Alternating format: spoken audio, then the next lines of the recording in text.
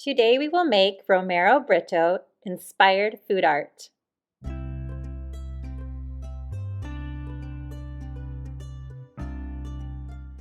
This is Romero Britto. He is an artist from Brazil who was born in 1963 and is living in Miami. Here is an example of his art.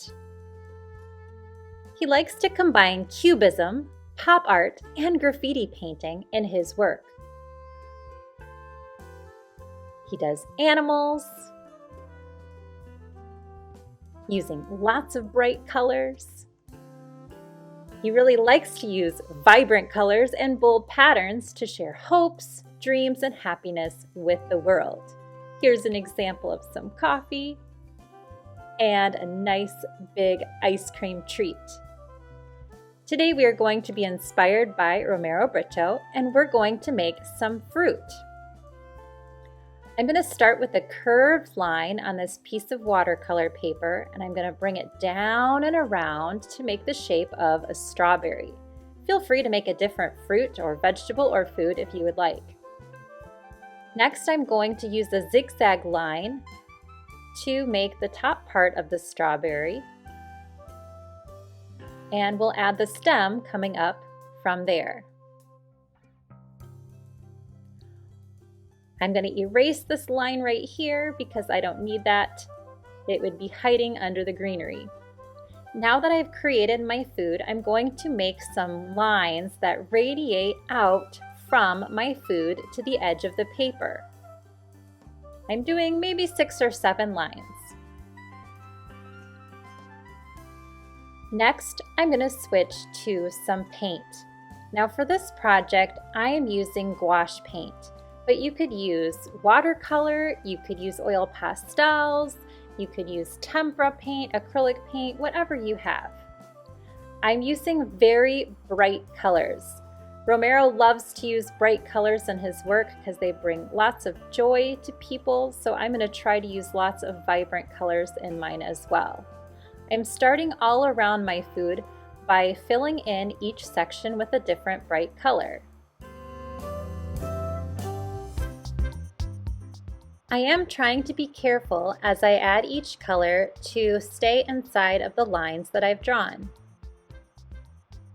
You can see now I'm using kind of a bright pink. And I'm going to fill this all in with the pink. And I will continue using the bright colors all the way around my picture.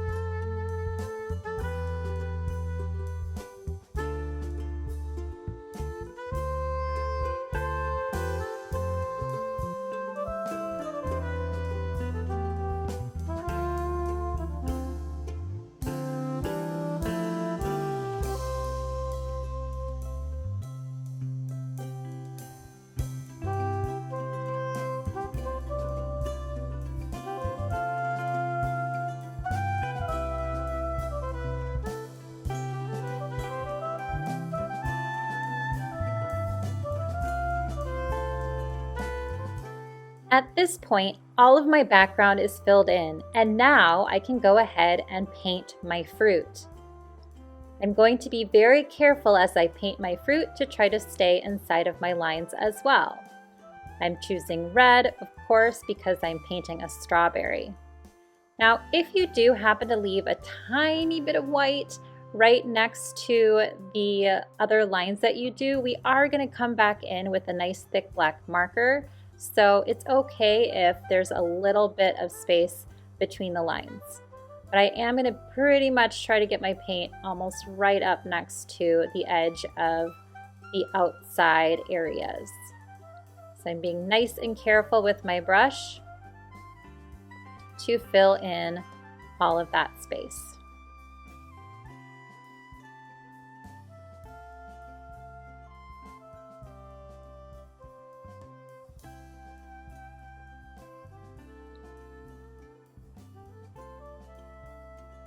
I'm also going to fill in the green part of my strawberry as well. And like I said, I am just using gouache, but you can color with whatever colors you have.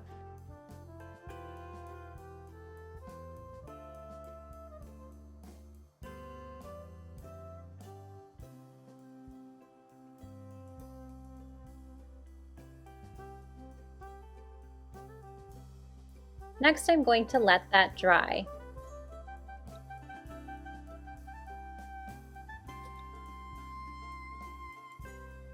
All right, now I've kind of sped this up just a little bit, but I want to show you that I am adding some patterns in each of my sections. So I'm still using gouache, and I've let my areas dry a little bit, so I'm starting with some of the drier areas on my painting. And in each section, I'm trying to use a different pattern. It could be a line pattern like stripes, diagonal lines, zigzag lines, swirly lines, wavy lines, you get the idea. Or it could be a shape pattern like polka dots, squares, triangles, stars. Or you could do things like smiley faces, cats, as long as it repeats all over your shape.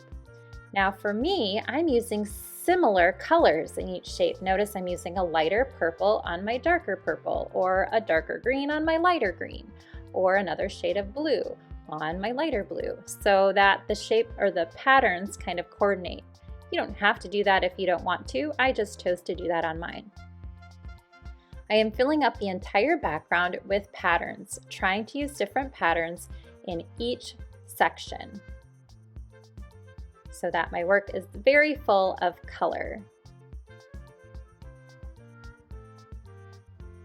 Next, I want to add a couple details with pen. So I'm using a Posca pen. This is like a paint marker, and I'm going to go ahead and create a nice bold outline on all of my area. So I'm going to go ahead and do all of the lines in between, and of course outline my actual fruit or veggie as well. If you decided to do black lines as well, you may want to use a Posca marker like I am, or you could use maybe a fat Sharpie or permanent marker.